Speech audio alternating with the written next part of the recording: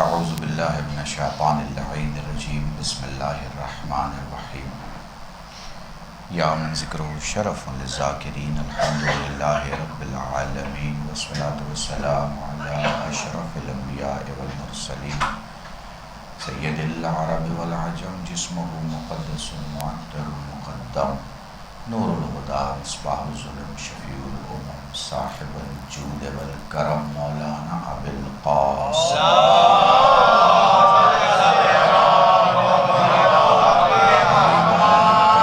الطاہرین المعصومین المظلومین وشفیع المذنبین اما بعد فقد قال اللہ سبحانہ وتعالی فی القرآن الکریم بسم اللہ الرحمن الرحیم وما تشاءون الا ان یشاء اللہ صلوات پڑھیں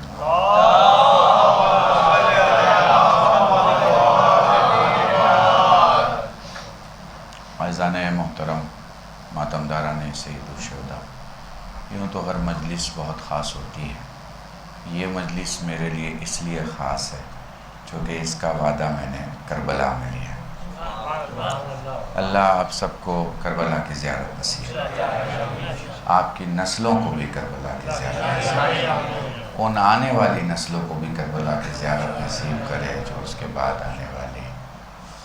میں پتہ نہیں اسے آپ کو سمجھا پاؤں یا نہیں سمجھا پاؤں، یا آپ کے لیے کلمہ تعجب ہو یا آپ کے لیے مبالغہ آرائی ہو، کیا ہو، بٹ جو شہر آج سے 50 سال پہلے جس دائرے میں رہتا ہے وہ دائرہ 50 سال کے بعد بڑھ جاتا ہے۔ مثلا آپ کسی بڑے بزرگ آدمی سے پوچھیں گے تو وہ اپنے علاقے کی تعریف کرتے ہوئے کہے گا، ارے جی میاں یہاں تو جنگل ہوا کرتا تھا، ہم نے تو 50 روپے کی زمین خریدی تھی اور اب وہ 50 لاکھ کی بکی۔ سنا ہے آپ نے، شہروں میں ایسا ہوتا ہے۔ آپ کے یہاں لکھنؤ ڈیولپمنٹ اتھارٹی ہے، وہ جو دھیرے دھیرے اپنا علاقہ بڑھاتی رہتی ہے۔ پہلے کبھی بارہ بنکی بہت دور ہوا کرتا تھا، اب بارہ بنکی لکھنؤ کا ایک حصہ ہے، اور اس کے آگے چلے جائیے گا تو 50 سال کے بعد پتہ چلے گا کہ بہرائچ تک جو ہے وہ لکھنؤ کا علاقہ یا لکھنؤ کا دیہات ایریا جانے لگے گا۔ تو ایک دن قرب قیامت کے قریب ہماری نسل وہ دن ضرور دیکھیں گی جب کربلا کا دائرہ ہندوستان تک آ جائے۔ پتہ نہیں میں نے آپ کو محسوس کرایا ہے یا نہیں کرایا، اگر آپ فیل کر پائیں تو اسے آپ محسوس کر سکتے ہیں کہ ہم گھر سے نکلیں، دروازہ کھولیں اور جب سفر کا ارادہ کریں تو ہمارا گھر والا نہیں پوچھے کہ جا کے کتنے دن میں لوٹو گے، اسے پتہ ہو کہ گھر آنگن میں جتنا فرق ہوتا ہے اتنا ہی گھر سے کربلا کے سفر کا راستہ ہوتا ہے۔ درود پڑھے محمد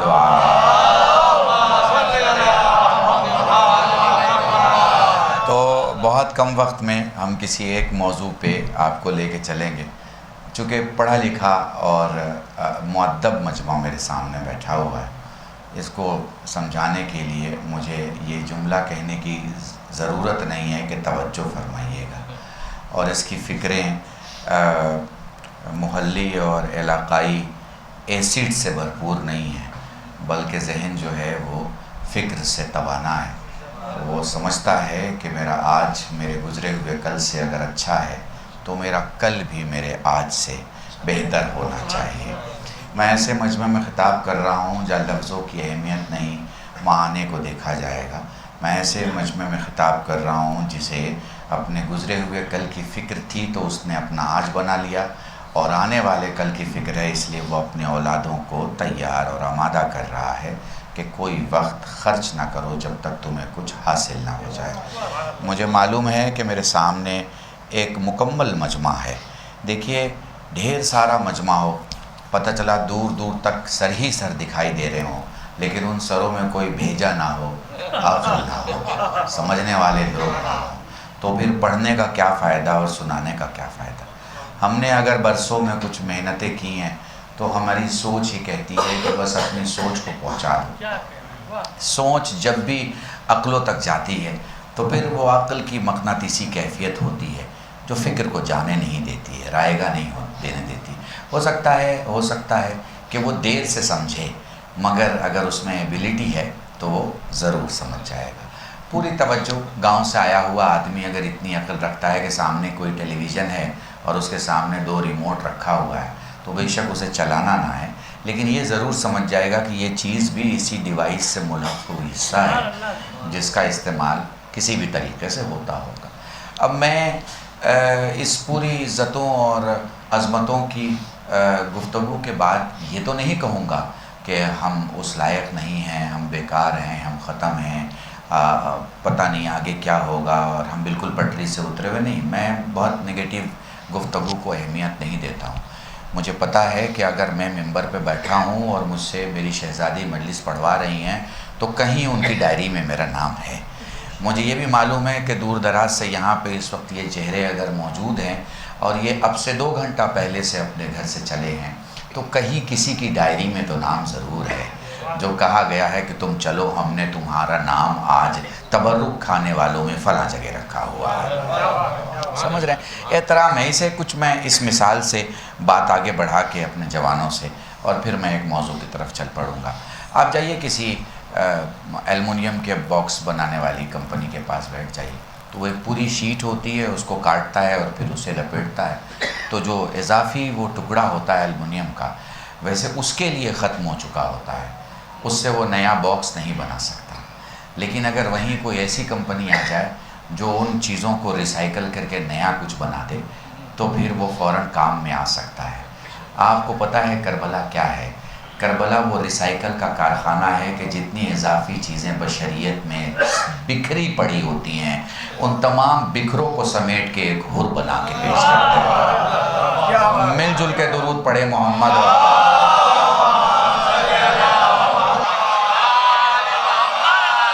तो करबला को अपनी ज़िंदगी में आबाद रखिए, करबला को अपने लिबास में आबाद रखिए, करबला को अपनी आँखों में आबाद रखिए, करबला को अपने घर में आबाद रखिए, तो करबला आपको आबाद रखेगी। फ़र्क इतना है कि आप एक ज़माने में करबला को आबाद रखेंगे, करबला हर ज़माने में आपको आबाद रखेगा। मिलजुल सलामत रहे।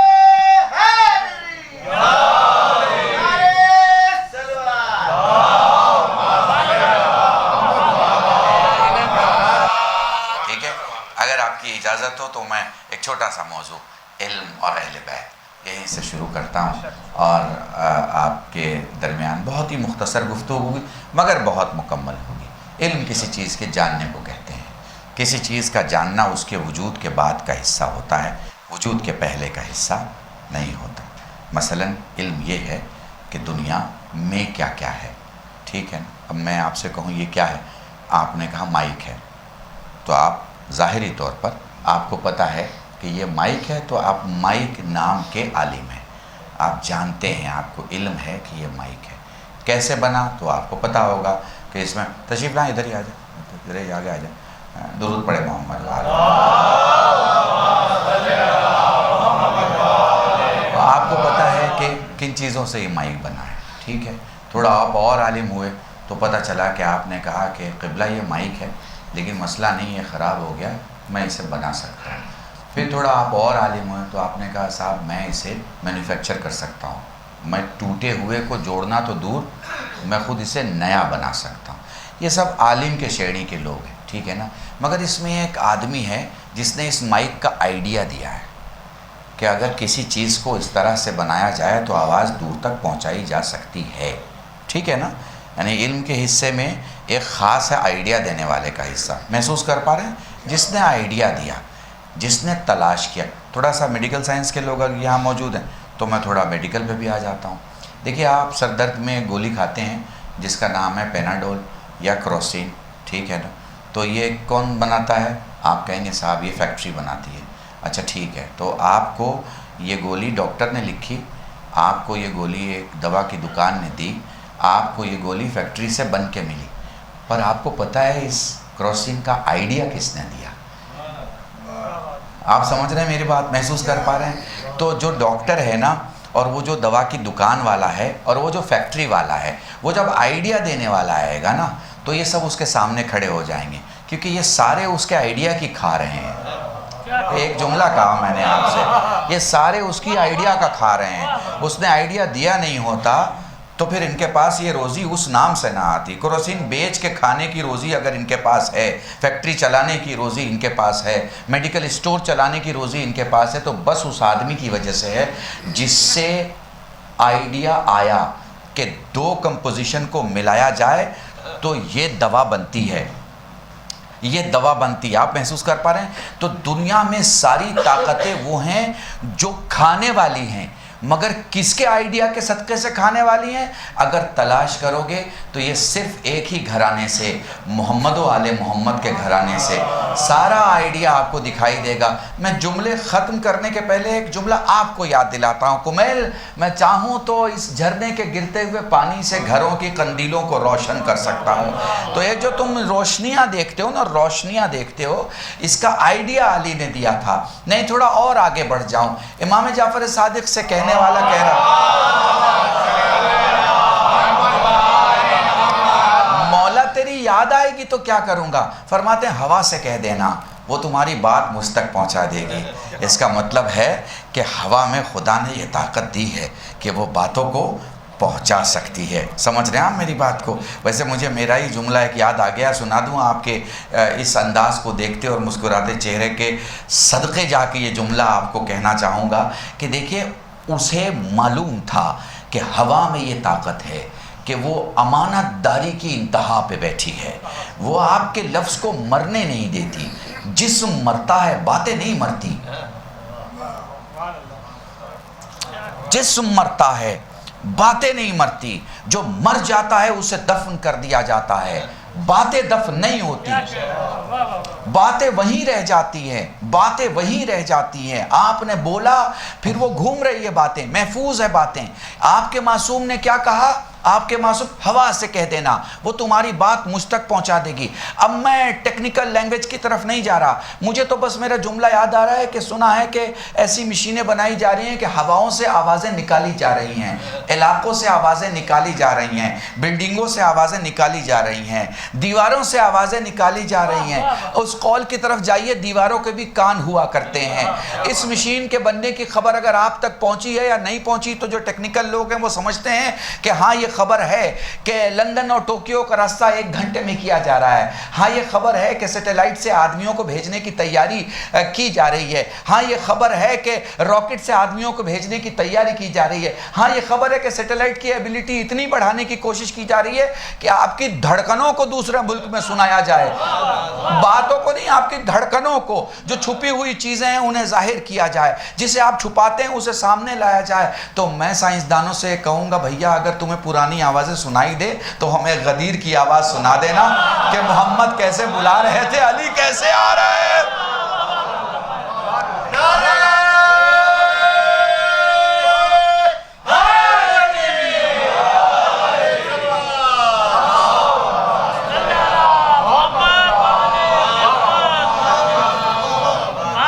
آئیڈیا آف ورلڈ جو ہے کس کا؟ اہل بیت کا ہے۔ اہل بیت نے بتایا ہے کون سی چیز کیسے بنتی ہے، سورج کیسے بنا، چاند کیسے بنا، زمین کیسے بنی، آسمان کیسے بنا، تم کیسے بنے، تم کیسے بنے۔ تم یہ مت سمجھنا کہ جیسے تم بنے ویسے میں بنا۔ یہی تو پرابلم ہے سارے مسلمانوں کی، وہ یہ سوچ لیتے ہیں جیسے ہم بنے ویسے محمد بنے۔ آپ دیکھ رہے ہیں، یہی تو پرابلم ہے سب سے بڑی، یہی سب سے بڑی پرابلم ہے، جیسے ہم بنے ویسے وہ بنے۔ نہیں، وہ الگ معاملات میں بنے، ہم الگ حالات میں بنے، ان کو الگ بنایا گیا، ہمیں الگ بنایا گیا، ہمیں الگ الگ چیزوں کو جوڑ کے بنایا گیا۔ معصوم کے پاس ایک شخص بیٹھا ہے، کہتا ہے میرے مولا بتائیں ہم کیسے بنے؟ کہا 10 چیزیں الگ الگ جمع ہوئیں، پھر اللہ نے 5 چیزوں کے جوہر الگ الگ جمع کیے، تو اس نے الگ الگ چیزیں جمع کی، الگ الگ چیزوں کو بنایا۔ مولا پھر یہ بتائیں ہماری روح کا، وہ بھی اسی طرح بنی، اس میں اللہ نے کچھ خاص چیزیں دیں جو کسی خاص میں ہی تھیں اور کہیں نہیں تھیں۔ اس نے کہا مولا ذرا توضیح دیں، مجھے بتائیں، مجھے سمجھائیں۔ پلٹ کے مولا نے کیا خوبصورت باتیں بتائیں۔ کہتے ہیں کہ وہ جو روح ہے تمہاری، اسے اللہ نے آزاد رکھا ہے، اسے کوئی قید میں نہیں کر سکتا، کیونکہ اللہ نے اس میں جو شے ملائی ہے، اس شے کا کمال یہ ہے کہ وہ کسی کے قید میں نہیں آتی، قید میں نہیں آ سکتی۔ اچھا، قید میں نہیں آ سکتی، یہ اس کی پہلی پہچان ہے۔ دوسری پہچان، وہ جہاں چاہے جا سکتی ہے، اسے کوئی دیوار نہیں روک سکتی، کوئی دروازہ نہیں روک سکتا، کوئی ملک کی سرحد نہیں روک سکتی۔ اب ذرا غور کیجئے گا، میں نے کہا لندن آپ پہنچ گئے نا، میں نے کہا جرمن آپ پہنچ گئے نا، میں نے کہا جاپان آپ پہنچ گئے نا، میں نے کہا مکہ آپ پہنچ گئے نا، میں نے کہا مدینہ آپ پہنچ گئے نا، میں نے کہا کربلا آپ پہنچ گئے نا، دیکھا ہو نہ دیکھا ہو آپ پہنچ جائیں گے، میں کہوں گا آپ پہنچ جائیں گے۔ کیوں؟ کیونکہ آپ کی روح کو کوئی چیز نہیں روک سکتی۔ پھر روح کی خصوصیت اور بھی ہے، اور وہ کیا ہے؟ اس کے سبب خوشبو ہے، اس کے سبب خوشبو ہے۔ پھر محسوس کیجئے گا، روح کے سبب خوشبو ہے۔ تو جب جسم سے روح نکل جاتی ہے تو خوشبو چلی گئی، تو باقی کیا رہ جائے گا؟ بو رہ جائے گی۔ اس لیے آپ سب سے پہلے کیا کام کرتے ہیں؟ مردے کو دفن کرنے کا پروگرام سب سے پہلے کرتے ہیں۔ بڑا آدمی جوان بیٹے کو بلا کے کہتا ہے جلدی دفن کر دینا۔ کیوں بھائی؟ اس لیے کہ اب بو آ جائے گی۔ آپ بو کو محسوس کر لیتے ہیں 4-5 گھنٹہ پہلے سے، کہ اگر اب چھوڑ دیا گیا تو 4 گھنٹے میں 5 گھنٹے میں بو آ جائے گی۔ کیوں بھائی؟ اس لیے کہ روح نہیں ہے، اب خوشبو اس میں نہیں آ سکتی۔ تو جو لوگ آپ کو اخلاقی خوشبو کے ساتھ نظر آئیں، سمجھیں ان کی روح جسم میں موجود ہے۔ اور جو سماج میں بد اخلاقی کی بدبو پھیلا رہے ہوں، سمجھ لیجئے ان کی روح جا چکی ہے، بس جسم چل پھر رہا ہے۔ سمجھ رہا ہے نا؟ محسوس کیجئے گا، پوری توجہ چاہ رہا ہوں۔ پھر کیا ہوتا ہے؟ اللہ نے اس میں ایک چیز اور دی ہے، اور وہ کیا ہے؟ نمو۔ یعنی آپ کا بدن بڑھتا ہے، جسم آپ کا بڑھتا ہے، روح ہے تو جسم آپ کا مٹی روح کے ساتھ ایکسپینڈ کرتی ہے، بڑی ہوتی ہے، بڑھتی ہے۔ روح 18 سال کی یا 17 سال کی یا 14 سال کے بچے سے نکل جائے، اسے آپ دفن کر دیں تو پھر اسے 10 سال کے بعد بھی دیکھیں گے، 20 سال کے بعد بھی دیکھیں گے، 50 سال کے، اس کا قد نہیں بڑھے گا۔ کیوں؟ کیونکہ روح جا چکی ہے۔ تو روح کا کمال کیا ہے؟ اسے کوئی قید نہیں کر سکتا۔ دوسرا کمال کیا ہے؟ ہر جگہ پہنچ سکتی ہے۔ معصوم مسکرا کے فرماتے ہیں خدا نے جن چیزوں سے تمہاری روح بنائی ہے، ان چیزوں سے ہمارا جسم بنایا ہے۔ خدا کی قسم، میں نے پوری مجلس اس جملے میں پڑھ دی اپنے مولا کلام سے۔ میں ایک جملہ کہنے جا رہا ہوں، آپ اپنے ولایت کی چھت پہ اپنے وجود کو محسوس کریں گے۔ پوری توجہ چاہ رہا ہوں میرے عزیزو۔ کیا کہا؟ جن چیزوں سے تمہاری روح بنائی گئی ہے، ان چیزوں سے ہمارا جسم بنایا گیا ہے۔ آپ دیکھیں، میں کہوں گا لندن، جرمن، جاپان، آپ ایک وقت میں پہنچ گئیں گے 5 جگہ، 7 جگہ، 8 جگہ، 10 جگہ، آپ کو فرق نہیں پڑے گا، آپ کو بوجھ نہیں ہوگا، آپ کو چلنے میں پرابلم نہیں ہوگی، آپ کو مسافت اور وقت نہیں روکے گا، کوئی چیز آپ کو مجبور نہیں کرے گی، آپ اتنی جگہ پر میرے کہتے ہوئے فوراً پہنچ جائیں گے۔ کیوں؟ اس لیے کہ آپ کی روح میں یہ طاقت ہے کہ وہ ہر جگہ پہنچ جائے۔ مولا کیا فرماتے ہیں؟ جن چیزوں سے تمہاری روح بنی ہے، ان چیزوں سے ہمارا جسم بنا ہے۔ اب سمجھ میں آیا 40 دسترخوان پر علی ایک وقت میں کیسے پہنچا؟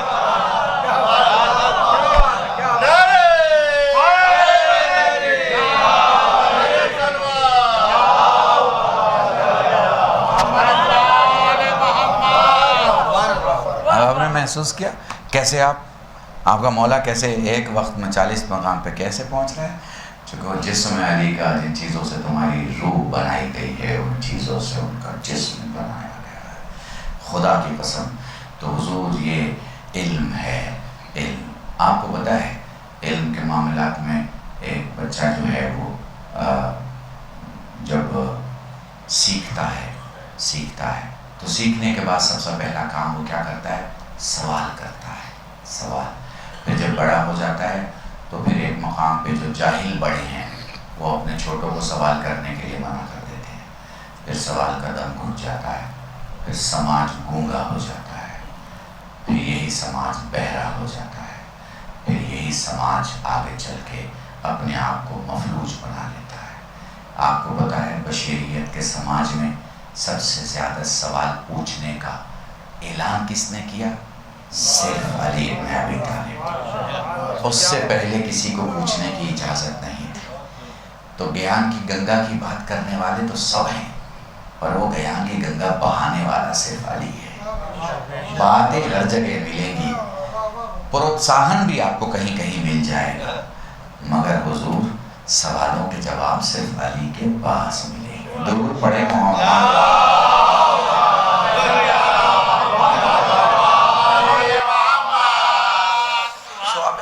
بات کر رہا ہوں تو ظاہر سی بات ہے کہ بنیادی طور پر مجھے آپ کو بتانا پڑے گا کہ پھر کتنے قسم کے علم ہیں۔ تو دیکھیے بہت اگر سمیٹنے کی میں کوشش کروں تو ایک علم ہے جسے علم الابدان کہا جائے گا، ٹھیک ہے؟ ہاں، تو یہ علم کیا ہے؟ یہ علم ہے جسموں کا علم، ٹھیک ہے؟ علم الابدان یہ جسموں کا علم ہے۔ پھر ایک علم ہے جسے علم الادیان کہا جائے گا۔ یہ کون سا علم ہے؟ یہ ہے دھرموں کا علم، دینوں کا علم، ٹھیک ہے؟ تو آپ عطر کی دکان پہ جب جاتے ہیں تو عطر کی دکان پہ آپ کو ہر بوتل میں خوشبو ملے گی، بدبو کسی میں نہیں ملے گی، سمجھ رہے ہیں نا؟ ہاں، جس میں جائیں گے اگر وہ دکان عطر کی ہے تو خوشبو ملے گی، بدبو کے نام پہ وہ دکان نہیں کھلی۔ تو دھرم کا مطلب ہے کہ بدبو کے دکان پہ بدبو کے نام پہ وہ دکان نہیں کھلی ہے، وہ خوشبو کے نام پہ کھلی ہے۔ اب کچھ لوگ ہیں جو نقلی خوشبو بنا کے اصلی خوشبو کا مذاق اڑانے کو کھڑے رہتے ہیں، لیکن لگانے کے بعد آدمی کو پتہ چل جاتا ہے کہ 2 گھنٹے میں ختم ہو جائے، وہ خوشبو نہیں ہوتی، وہ آدمی کی بنائی ہوئی برسوں تک جس کا اثر ذہنوں میں برقرار رہ جائے، وہ خدا کی دی ہوئی خوشبو ہے، ٹھیک ہے نا؟ تو یہ علم ہے، علم الابدان ہے، علم الادیان۔ اب دیکھیں بہت گاڑی بحثیں ہیں، میں اس میں پڑھ جاؤں گا تو آپ بور ہو جائیں گے، اس سے تھوڑا اسے سمیٹ رہا ہوں۔ تو یہ 2 ہو گئے، ان میں بھی ان 2 کی بھی 2 قسمیں ہیں، ان کے جو علماء ہیں وہ 2 قسم کے۔ ایک کو ہے جسے اللہ نے جس کے لیے کشف کرنے کی طاقت، یعنی ان کو ملا ہے، اسے کہیے کہ عطیہ ہے، عطیہ گفٹ میں مل گیا۔ اور ایک ہے جس نے کسب کیا، جس نے حاصل کیا، 8ویں میں تھا، 9ویں میں گیا، پھر 10ویں میں گیا، پھر 12ویں کلاس کی گریجویٹ کیا، پوسٹ گریجویٹ کیا، تو یہ پروسیس سے اس کو ملا ہے، ٹھیک ہے نا؟ تو اب پروسیس سے ملنے والا علم الگ ہے، پروسیس کا علم ہے، اور ایک علم وہ ہے جو عطا کیا گیا، عطا کیا گیا۔ یہ کیسے ہے؟ اب یہ اس طرح سے سن لیجئے، ایک درزی کا گزر ہو رہا ہے مولا کے پاس سے، اور گنگنا رہا ہے، گانے گنگنا رہا ہے۔ امام نے کہا کیا ہی بہتر ہوتا قرآن کی تلاوت کرتا۔ وہ کہتا مجھے عربی نہیں آتی۔ امام جھکے، ایک کنکر اٹھایا، اپنے لعاب دہن سے مس کیا، اس کے منہ میں ڈال دیا۔ اب جب اس نے وہ کنکر اپنے منہ میں لیا تو اسی وقت قرآن کا عالم ہو گیا اور 70 زبانوں کا جانکار ہو گیا۔ یہ عطیہ ہے، عطیہ ملا کرتا ہے، سمجھ رہے ہیں آپ؟ ہاں، یہ عطیہ، یہ کسبی نہیں ہے۔ کسبی والے الگ ہیں، وہ کسبی والے وہ ہیں جو اپنا برسوں پڑھ رہے ہیں، کتاب میں ہی لگے ہوئے ہیں، کتاب میں ہی لگے ہوئے ہیں، وہ روایتوں میں ہی ہیں، وہ سطروں میں ہی جیتے ہیں، وہ کتاب کے اوراق میں ہی لگے ہوئے ہیں۔ تو ایسے ہی ایک واقعہ بڑا مشہور ہے، ہم مولویوں کی دنیا کا واقعہ ہے کہ ایک طالب علم نے نجف میں کسی اسکول میں، یعنی حوزے کا جو اسکول ہوتا ہے اس میں نام لکھوایا، اور پتہ چلا کہ ایک کلاس میں کئی سال فیل ہو گئے اور بڑے پریشان تھے، کچھ یاد نہیں ہوتا تھا، جو بھی سوال ہوتا تھا مدرس کا اس کا جواب نہیں دے پاتے تھے۔ گئے مولا کے روضے پہ، روتے روتے سو گئے دعا کر کے کہ مولا ایسی حالت ہے، کچھ تو معجزہ دکھا دے۔ خواب میں دیکھا مولا آئے ہیں، کہتے ہیں پڑھ بسم اللہ الرحمن الرحیم۔ اب جسے علی نے بسم اللہ پڑھایا ہو، آپ سوچیے اس کی کیا کیفیت ہو، ہے نا؟ وہ مست ہے بالکل، کیونکہ اب اس کو صرف سوال ہی کا جواب نہیں معلوم، اسے سامنے والے کا سوال بھی معلوم ہے کہ سامنے والا پوچھنے والا کیا ہے۔ وہ آستینیں سمیٹ کے اپنے مدرسے میں پہنچ گئے۔ کہاں دکھاتے بھائی؟ جہاں اتنے سالوں سے ذلیل و ذلت محسوس کر رہے تھے کہ جب دیکھیے فیل ہو جا رہے ہیں، اب وہیں پہ ان کو عزت مل رہی ہے، کیونکہ لڑکے سے بتا دے رہے ہیں تمہارا سوال کیا ہے، چھوٹے سے مدرس سے بتا دے رہے ہیں تمہارا سوال کیا ہے۔ اب وہ بڑے پرنسپل کے پاس پہنچ گئے اپنے، ان کا جی ہم آپ کو بتاتے ہیں کہ آپ کیا ہم سے پوچھنے والے ہیں اور اس کا جواب یہ، اور ہم یہ بھی بتا دیں گے اس کے بعد آپ کا سوال کیا ہے۔ انہوں نے آنکھوں میں آنکھیں ڈالی اور ڈال کے کہا جس نے تجھے بسم اللہ پڑھائی ہے اس نے مجھے پوری الحمد پڑھائی ہے۔ درود پڑھے محمد۔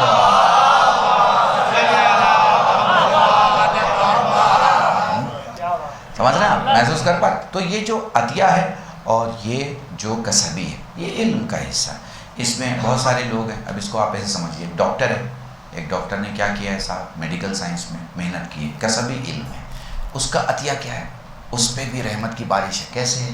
خدا نے اس کے ہاتھ میں شفا دے دی ہے، اب اس کے ہاتھ میں شفا ہے، تو وہ مریض جو اس سے محفوظ دوا کر کے محفوظ ہیں، دوا کرا کے محفوظ ہے، وہ اس لیے نہیں کہ وہ میڈیکل سائنس کا بڑا ڈاکٹر ہے، وہ اس لیے کہ خدا نے اس کے ہاتھ میں شفا دی ہے۔ سمجھ رہے ہیں نا؟ وہ کچھ چیزیں ہیں جو خدا نے کچھ چیزوں میں چھپا کے رکھ دی ہے نا۔ میرے والد مجھے سکھایا کرتے تھے بیٹا 2 دکانیں ہوں اور تمہیں سامان خریدنا ہو تو ایسی دکان سے ہی خریدنا جس میں بھیڑ زیادہ ہو۔ میں نے پوچھا ابا ایسا کیوں؟ کہنے لگے وہ بھیڑ بتا رہی ہے کہ خدا کی رحمت اس کے یہاں زیادہ برس رہی ہے، بھیڑ سے دکھ رہا ہے۔ تو برکت کی جگہ سے کچھ لے کے آؤ گے تو برکت ہی تمہیں ملے گی. محسوس کر پا رہے ہیں؟ کچھ چھوٹی چھوٹی چیزیں میں آپ کو بتا رہا تھا. جو میں نے کہا کہ وہ ایلومینیم والے کے یہاں ایلومینیم کا سائز کٹ گیا اور اس سے باکس بن گیا، لیکن جو بچا ہوا تھا اس کا باکس نہیں بن پایا، وہ ریسائیکل میں ڈالا جائے گا تو نیا بن جائے گا. یہ میں نے ایسے ہی نہیں کہا تھا، چونکہ کربلا نے ہی ہمیں سکھایا ہے، کربلا ہی ہمیں سکھا رہی ہے اور کربلا ہی ہمیں سکھائے گی. ایک بات میں آپ کو بتاؤں، ایران ابھی 12 دن میں جو جیتا ہے نا، وہ اسلحوں سے نہیں جیتا ہے، کربلا سے جیتا ہے. میں نے بہت بڑا جملہ کہا ہے، خدا کی قسم. میں نے بہت بڑا جملہ. آپ اپنے گھروں میں جو اپنی جنگ لڑتے ہیں، ایمان کی جنگیں صرف بول کے نہیں لڑی جاتی، جنگیں احساسوں میں بھی لڑی جاتی. جنگیں احساسوں میں آپ کا بیٹا ہے، جوان ہے، 18 برس ہے، اذان کی آواز ہے، اٹھ نہیں رہا ہے، آپ لڑ رہے ہیں، اپنے آپ سے لڑ رہے ہیں. اس کو بولنے کے پہلے کہ میں نے کیا کمی کی، میں نے تو حلال کھلایا، میں نے تو اچھی نوکری کی، میں نے تو پاکیزہ کھلایا. اس کے بعد یہ کسالت، یہ کہاں سے چیزیں آ گئی اس کے اندر، یہ سستی کہاں سے آ گئی، کیوں یہ ویسے جاگ نہیں رہا ہے، کیوں اذان کے پہلے نہیں اٹھ رہا ہے. یہ آپ کے اندر ایک جنگ چل رہی ہوتی. کربلا ہر جنگوں میں آپ کو جیت دلاتی ہے، ہر جنگ. ہماری پرابلم کیا ہے کہ ہم اپنی نوکریوں کو بہت اہمیت دے دیتے ہیں. ہماری پرابلم ہے نوکریوں سے زیادہ رشتوں کو اہمیت دیجیے، چونکہ نوکریوں میں گھنٹے جاتے ہیں، رشتوں میں زندگیاں جاتی ہیں. درود پڑھیں محمد.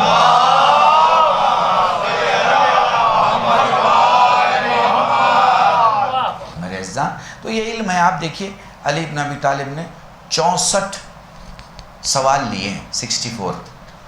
اب موقع تو ہے نہیں بالکل بھی، جب کہا ہے سلونی 64 کوشچنس آئے ہیں.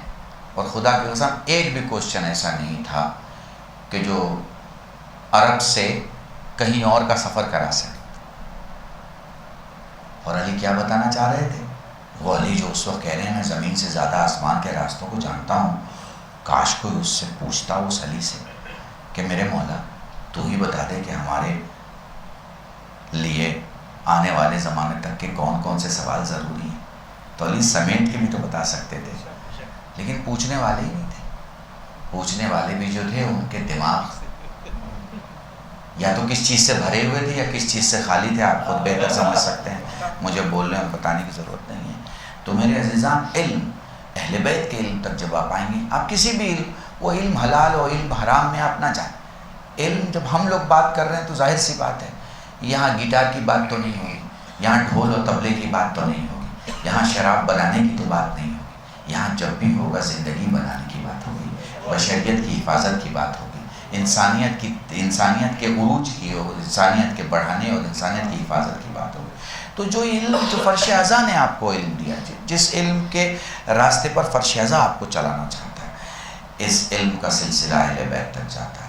اور کہاں تک ہو کے جاتا ہے؟ پہلے مجتہدین تک جاتا ہے، پھر مجتہدین سے مراجع تک جاتا ہے، اور پھر مراجع سے یہ سلسلہ آپ کے امام تک جاتا ہے. اور جب امام تک سلسلہ چلا گیا تو پھر آپ مطمئن رہیے، مطمئن رہیے. میں آپ کو، آپ ماشاءاللہ سے کربلا جاتے آتے رہتے ہیں اور انشاءاللہ ضرور جائیں گے. وہاں دیکھیے نجف سے آپ چلیے، کربلا تک پہنچ جائیے، آپ کو سب کچھ ملے گا جو آپ چاہیں گے ملے گا. جو آپ دل میں سوچیں گے کہ چائے مل جاتی تو آپ کو چائے مل جائے. آپ کو پتہ ہے وقت کے امام کی جو حکومت ہوگی اس کی چھوٹی سی تصویر اگر آپ کو دیکھنا ہے تو نجف اور کربلا کے درمیان ہے. میں ایک جملہ کہا کرتا ہوں، میں نے اکبر پور کے علاقے میں کئی گاؤں میں یہ جملہ پڑھا ہے، یہاں دہرا رہا ہوں. دیکھیے جب چھوٹی بھیڑ ہوتی ہے تو گھر کے بزرگ سنبھالتے ہیں، بھیڑ بڑھ جاتی ہے تو گاؤں کا پردھان سنبھالتا ہے، اور بھیڑ بڑھ جاتی ہے تو علاقے کی پولیس سنبھالتی ہے. بھیڑ بہت زیادہ ہو جاتی ہے تو پھر آرمی کو بلایا جاتا ہے اسے سنبھالنے کے لیے. یہ سلسلہ ہے نا. آپ اتنے جا چکے ہو کربلا سے نجف کے درمیان، مجھے آپ ایک پولیس والا دکھاؤ جو آپ کو سنبھالنے کے لیے کھڑا ہو. تو آپ سوچئے کہ اتنی بڑی بھیڑ میں اگر پولیس والا نہیں آ رہا ہے تو کوئی تو ریزن ہے. اس لیے کہ عراق جانتا ہے حکومتیں نہیں سنبھال پائے گی، پردے غیب میں بیٹھا ہوا علی کا علی بیٹا سنبھال رہا. درود پڑھے محمد.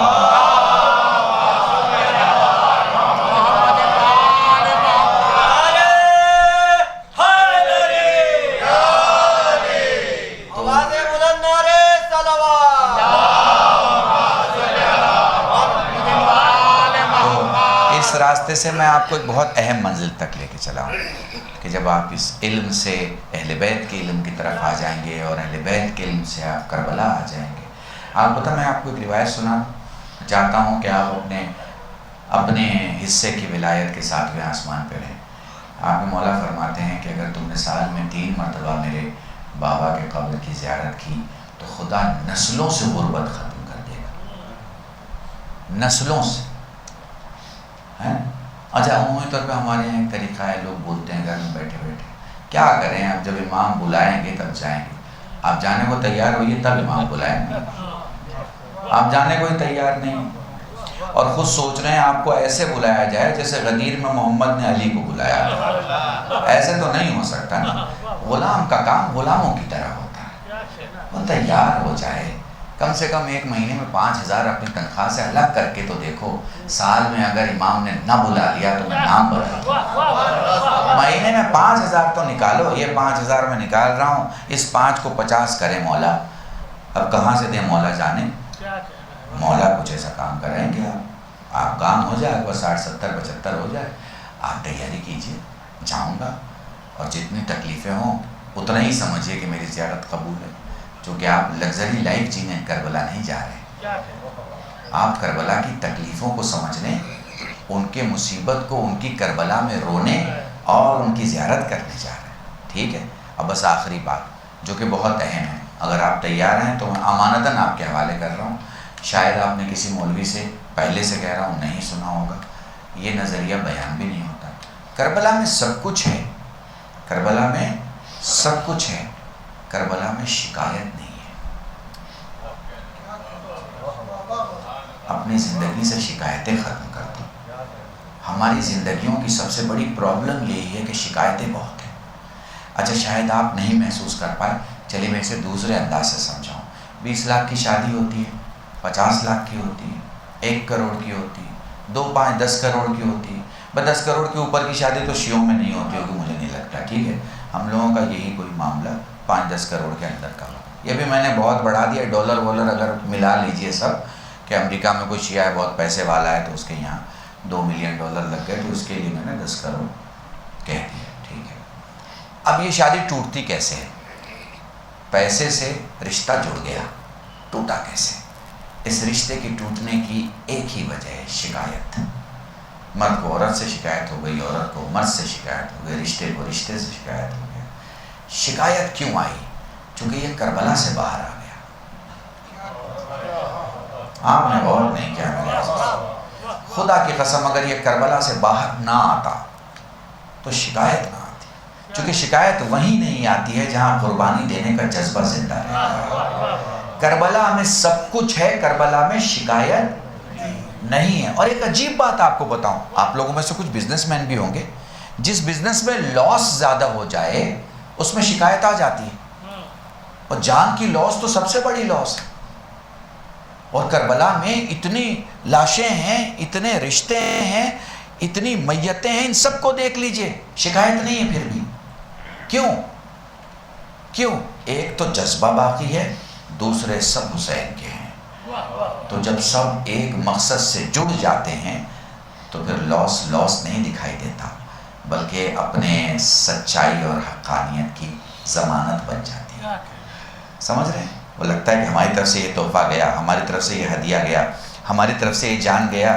آپ دیکھیے نا, صدقے کے طور پہ جان دی جا رہی ہے. مولا میری جان آپ پہ فدا ہو, قربان ہوں, میں صدقہ جاؤں, میں صدقے جاؤں, میں فدا ہوں. آپ محسوس کر پا رہے ہیں اس جذبے کو؟ جان دینے کا جذبہ ہے تبھی نا. تو دیکھیے جب جذبہ زندہ رہے گا تو شکایت نہیں رہے گی. جذبہ مر جائے گا, شکایت جوان ہو جائے گی. سمجھ رہے ہیں؟ تو جو آدمی اپنے رشتے کو گھر میں نہیں سمجھ رہا ہے, جہاں طلاق ہو رہی ہے, جہاں چھوڑا جا رہا ہے, جہاں رشتے ٹوٹ رہے ہیں, کس وجہ سے؟ وہ کربلا سے باہر ہے. کربلا کے اندر ہوتا تو ٹوٹنے کی اور توڑنے کی نہ سوچتا. محسوس کر پا رہے ہیں؟ بہت بڑا جملہ ہے. تو کربلا میں شکایت نہیں ہے. بس میں یہی ختم کر رہا ہوں میرے عزیزوں. مجھے ایک دوسری مجلس میں خطاب کرنی ہے, انشاءاللہ جو ہے ماتم بھی ہوگا. آپ اس برکتی اور رحمتی فضا میں اپنی دعائیں بھی مولا سے مانگیں. یہ وہ مقام ہے جہاں کی دعائیں رد نہیں ہوتی, بالکل رد نہیں ہوتی. فرش ازا کا ایک اپنا معیار ہے. چلو کربلا چلتے ہیں, جہاں شکایت نہیں، جذبہ ہی جذبہ ہے۔ ایک ماں ہے جو اپنے بچوں سے کہہ رہی ہے بیٹا ہم تمہیں زندہ دیکھ رہے ہیں، کیا کروں ماں؟ جب ماموں کے پاس جاتا ہوں وہ یہ کہہ کے بھیج دیتے ہیں کہ جب میری بہن تمہیں پکارے تو پھر کون جائے گا اگر میں نے تمہیں بھیج دیا تو؟ جزاکم اللہ جزاکم اللہ۔ اور بار بار بھانجے کہہ رہے ہیں ماموں جان اسی ماں نے ہمیں بار بار بھیجا ہے کہ جاؤ تم جلدی سے اپنے ماموں پر قربان ہو جاؤ۔ میں کیسے بتاؤں آپ کو کس طرح سے اجازت ملی اور کس طرح سے عمر محمد گئے؟ میں کیسے بتاؤں آپ کو کہ کس طرح سے اجازت ملی اور کس طرح سے جناب قاسم گئے؟ فارسی کا ایک شاعر کہتا ہے کہ جس جگہ چوٹ لگتی ہے وہ جگہ پھول جاتی ہے، اور جب چہرہ پھول جاتا ہے اور آنکھیں پھول جاتی ہیں تو کھلتی نہیں ہیں۔ پتہ نہیں ہے آپ نے ان چہروں کو دیکھا ہے کہ نہیں دیکھا ہے جو سوج جاتی ہیں چوٹ کی وجہ سے، تو پھر آنکھیں نہیں کھل پاتی۔ آپ کو پتہ ہے بار بار حسین کہہ رہے تھے میرے لیے آنکھیں تو کھولو، تیرا چچا پکار رہا ہے، آنکھیں کھولو قاسم ذرا مجھے تو دیکھو، میری خواہش ہے مجھے دیکھو۔ جزاکم اللہ۔ خدا تمہیں کوئی غم نہ دے سوائے غم سید الشہداء۔ بڑی عجیب منزل ہے۔ سائل سوال کرتا ہے مولا کیسے روئیں؟ فرمایا آنسو کا وہ قطرہ جو آنکھوں میں رہ جائے مومن کا، جو آنکھوں سے باہر آئے صالحین کا، جو داڑھی کے بال تک آئے ہم انبیاء کا، مولا جو سینے تک آ جائے فرمایا ہم اماموں کا۔ اے میرے مولا جس میں آواز بلند ہو جائے رو کے فرمایا میری دادی فاطمہ زہرا۔ اس لیے جب بھی رویا کرو بآواز بلند رویا کرو۔ اپنی 35-36 سال کی خطابت میں پچھلے 22-23 سال سے یہ جملہ پڑھ رہا ہوں۔ دیکھو 3 قسم کے رونے والے ہوتے ہیں، ایک گلی والا روتا ہے، ایک پڑوس والا روتا ہے اور ایک گھر والا روتا ہے۔ حسین پر گلی والوں کی طرح مت رونا، حسین پر پڑوس والوں کی طرح مت رونا، حسین پہ گھر والوں کی طرح رونا۔ جزاکم اللہ جزاکم اللہ۔ خدا تمہیں کوئی غم نہ دے سوائے غم سید الشہداء کے۔ چلو کربلا چلتے ہیں، رخصتی کا ایک منظر دکھاؤں گا اور مجلس تمام ہے۔ السلام علیک یا زینب یا ام کلثوم یا رقیہ یا سکینہ علیکن من السلام۔ مجھے نہیں معلوم حسین کیسے نکلے، مجھے نہیں معلوم حسین میدان میں کیسے آئے، مگر ایک مقام پہ تلوار کا لہو صاف کیا، تلوار کو نیام میں رکھا، حسین گھوڑے سے زمین پہ آئے۔ اب حسین نہ زین پر ہے نہ زمین پر بلکہ تیروں پہ معلق ہے۔ اب کیسے سمجھاؤں، پوری طاقت سے حسین نے خود کو شکل سجدہ میں تبدیل کیا، دھیرے دھیرے اپنے پورے وزن کو زمین کی طرف دھکیلنا شروع کیا۔ جیسے حسین کی پیشانی زمین کربلا پہ آنے لگی، آگے کے لگے ہوئے تیر پیٹھ کے پیچھے سے نکل گئے۔ ہائے حسین جزاکم اللہ جزاکم اللہ۔ ذوالجناح نے طواف کیا، کہتا ہے ایک کام کر اب میری پیٹھ پہ خود کو ڈال دے۔ کیا کرے گا؟ تجھے لے جاؤں گا، اے میرے مولا تیرے نانا کے روزے پہ لے جاؤں گا، تیرے بابا کی قبر پہ لے جاؤں گا، مادر گرامی کے مزار پہ لے جاؤں گا۔ فرمانے لگے دیکھ وہ میرے نانا موجود ہیں، دیکھ وہ میرا بابا موجود ہے، دیکھ وہ میرا بھائی موجود ہے۔ میرے بازوؤں میں گردن ڈال، دھیرے دھیرے اٹھا۔ مولا کیا دیکھنا چاہتے ہو؟ ذوالجناح دیکھوں تو صحیح میرا علی اکبر کہاں سو رہا ہے، ذوالجناح دیکھوں تو صحیح میرا عباس۔ ہائے کربلا، ہائے عاشوراء، الا لعنت اللہ علی القوم الظالمین وسيعلم الذين ظلموا أي منقلب ينقلبون إنا لله وإنا إليه راجعون اللهم